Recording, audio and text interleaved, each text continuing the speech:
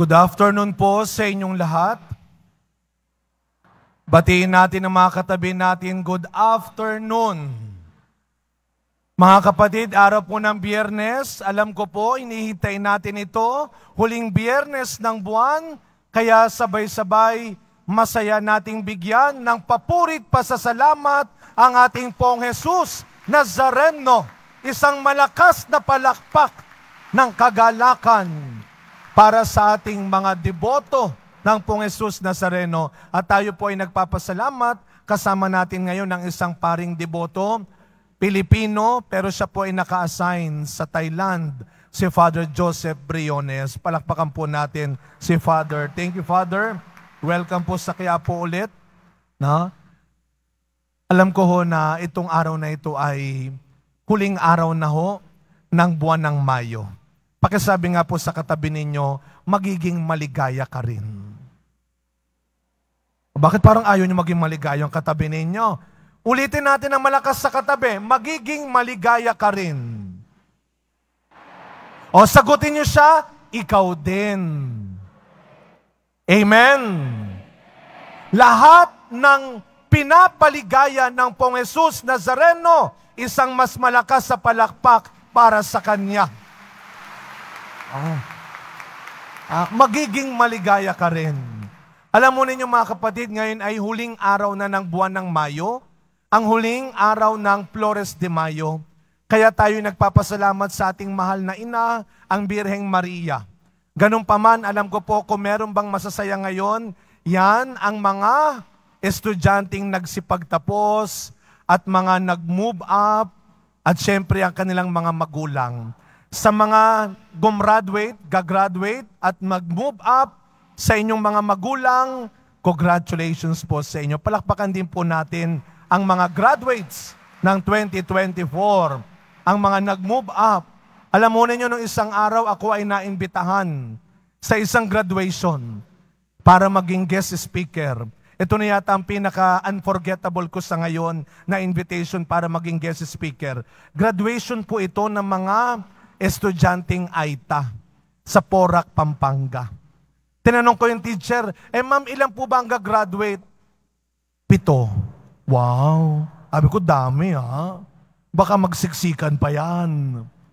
Iba po ilan yung mag-moving up, no? Yung mga grade 10 to 12, magi-grade 10 ba? Sabi ko, ilan sila? Mas marami po, Father. Ilan nga? 15. Wow! Ang dami rin. Pero alam mo ninyo, kahit na sila ay sabihin natin na sa isang simpleng parang covered court lang ng kanilang school, iba yung galak nila. Alam niyo yung mga gumraduate, yung ilan sa kanila, may asawa na. Pero hindi sila nagpatinag. Kaya nung graduation rite, ang nagsabit sa kanila at umabot ng diploma, ang asawa nila. Nandun din naman yung may kambal, mga ulila rin. Pero alam nyo, iba yung galak ng kanilang pagtatapos. Sapagkat ang pagtatapos na iyon ay naging mukha ng pagsasakripisyo at ng tiwala. Sa araw na ito mga kapatid, pinagdiriwang natin ang kagalakan ng dalawang babae, ni Elizabeth at ni Maria. Ikalawang misteryo ng tuwa, nang dinalaw ni Maria ang kanyang pinsang si Elizabeth. Pagkatapos niyang tanggapin ang biyaya na siya ay magiging nanay ng Panginoon, tuwang-tuwa siya at hindi malagyan, masidlan ng kanyang kagalakan. Tayo kuminsan, paano ka ba natutuwa? Ikaw ba yung natutuwa? Pag natutuwa ka, ang iniisip mo, baka agawin ng iba? Baka kunin ng iba. Sana kapag natutuwa tayo, iniisip din natin yung iba. Na sana hindi lang ako ang natutuwa. Na sana hindi lang ako ang gumiginhawa. Kaya nga ang lagi kong paalala, huwag kang matakot kapag gumiginhawa na ang buhay ng iba. Huwag kang matakot kapag nakikita mong bumubuti na rin ang iba. Huwag kang ma-insecure kapag nagiging maganda na, maginhawa at masaya ang buhay ng iba. Sana araw-araw, yan pa rin ang kaligayahan mo. Ang makita mong ang kapatid mo ay nakakaluwag-luwag na rin. Na makita mo yung mga kababata mo ay gumiginhawa na rin. Na makita mo yung mga kasama mo ay nagiging masaya na rin. Ganun na naging kagalakan ni Maria. Kaya hindi niya kinaya, umalis siya at dinalaw niya kanyang pinsang si Elizabeth. Kaya nang makita ni Elizabeth si Maria, siya'y tuwang-tuwa. Sino ako para dalawin ng Panginoon o ina ng aking Panginoon? Matanda na ho si Elizabeth. At hindi lang basta siya dinalaw ni Maria para ikwento na magiging nanay siya. Ano ang sabi ng Ebanghelyo? 3 buwan na natili si Maria kay Elizabeth para tulungan siya. Sana wag kang makakalimot. Huwag ka sanang lunurin ng kaligayahan mo dahil sa pera mo, dahil sa posisyon mo, dahil sa karir mo. Huwag ka sanang lunurin ng kaligayahan mo at makalimutan mo na ang ibang tao. Alam nyo, isa sa mga napakasakit tong narinig ko last week. Ako po ay kumain, nagtanghalian bago ang aking 12:00 misa, kasama ang mga kaibigan ko, mga senior. Alam nyo, bukod sa dati ang sinasabi ko, masarap magkaroon ng kaibigang vendors. Itong mga naging kaibigan ko dito sa Quiapo, yung mga vendors, ilang taon na kumpare, masarap magkaroon ng kaibigang vendor. Kasi kung hindi mura, libre na. Pero ngayon iba na. Masarap ding magkaroon ng kaibigang senior.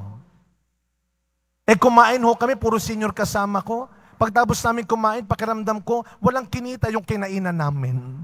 Dahil puro sila discount card. Pero nung kinukwento ng isang kaibigan ko, 90 plus. I think 93, kung hindi ako nagkakamali. Sabi niya sa akin, alam mo Father, isa sa mga pinakamasakit na nararanasan naming mga senior, yung pag nasa bahay ka, parang hindi ka nila sinasali sa usapan. Yun yung masakit, Father. Yung parang hindi ka nakasali. Yun yung pinakamasakit na maranasan. Nandun ka sa kabahay nila, pero parang hindi ka nila kasama. Yan ang masakit. Kaya marahil alam ni Maria na hindi madali kay Elizabeth sa kanyang katandaan na magdalang tao. Sana tayo rin. Nagiging sensitive tayo. Sensitive, hindi dahil konting biro lang, nagagalit ka na. Sensitive, hindi dahil konting biro lang, nasasaktan ka na. Kung magiging sensitive ka rin lang naman, maging sensitive ka sa pangangailangan din ng iba. Maging sensitive ka kung nagiging bastos ka na. Maging sensitive ka kung nagiging mayabang ka na. Maging sensitive ka kung nagiging madamot ka na. Maging sensitive ka kung nakakasakit ka na.